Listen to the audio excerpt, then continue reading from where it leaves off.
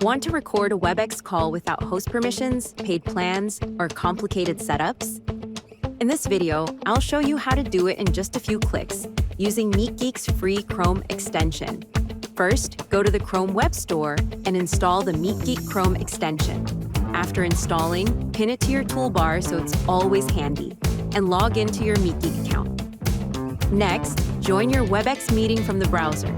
Click the floating widget, choose Start Recording, and select whether you want to capture just the screen or both the screen and mic. Then pick the Webex tab and click Share. No bots join your call. The recording happens directly from your browser. While recording, you can pause or stop anytime from the widget.